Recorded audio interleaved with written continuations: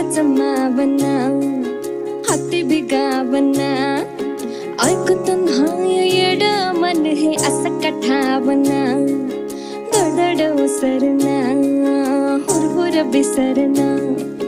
त्यात खुळा एका जागी कुठच ठरना